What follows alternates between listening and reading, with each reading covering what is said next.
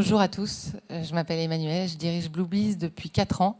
Donc le crowdfunding, vous connaissez tous. Alors, on n'est pas une plateforme de crowdfunding comme les autres. On est une plateforme engagée. Engagée pourquoi ? Pour changer l'agriculture. On pense que l'agriculture va dans le mur. Il y a plein, vous en entendez parler tous les jours dans les médias.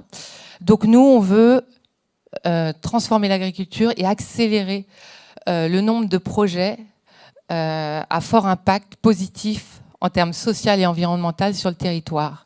Concrètement, on veut une agriculture qui produit sans détruire, qui fait avec la nature et non contre la nature, qui crée de l'emploi, qui protège la biodiversité et une agriculture bas carbone, voilà, qui répond aux enjeux du changement climatique. Donc, qu'est-ce qu'on finance ?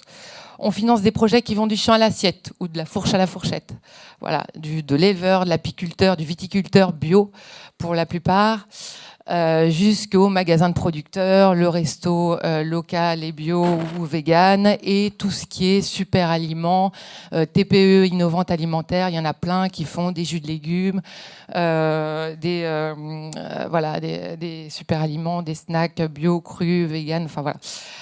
Tous ces trucs tendances. Donc vous pouvez prêter à ces gens-là, vous prêtez à 2%, rémunéré à 2%, donc c'est mieux que le livret A, ou donner de l'argent contre des contreparties.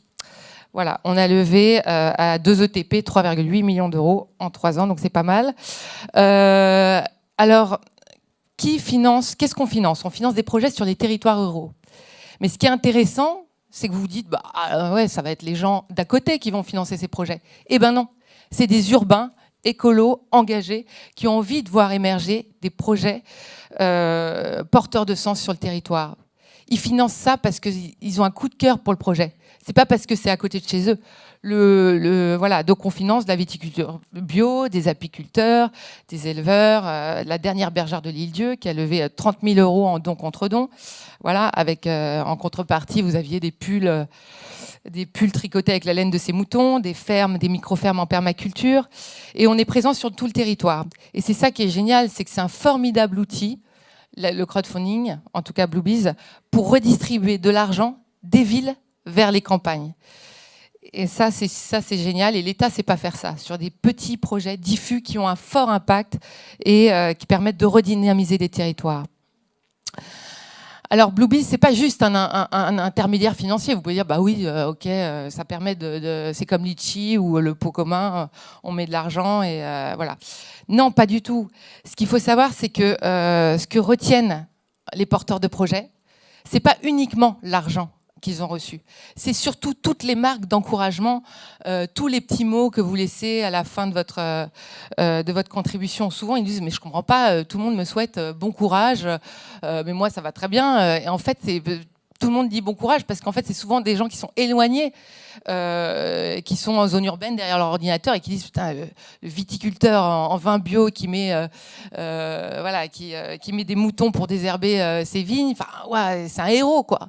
Donc les gens financent des héros et donc c'est un formidable moyen pour rapprocher les consommateurs et les producteurs.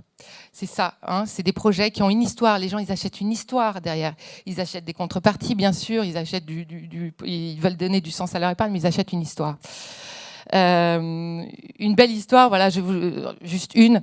On a financé Pierre-Louis, 25 ans, fils d'éleveur de porc bio en Moselle, de porc conventionnel. Ses parents, évidemment, dépression, ça marche pas, etc. Ils vont mettre la clé sous la porte. Et lui, il reprend. Et il a le courage de se dire non, mais moi, je vais continuer ce qu'ont fait mes parents, mais je vais faire tout l'inverse. Je vais faire du bio, du circuit court, en vente directe, et je vais transformer je vais faire du bio transformé, donc je vais faire ma charcuterie, mes rillettes, etc. et les vendre en circuit court, tout ce que faisaient pas ses parents. Impossible de trouver de l'argent, les banques veulent pas financer. Non, tout le monde dit non.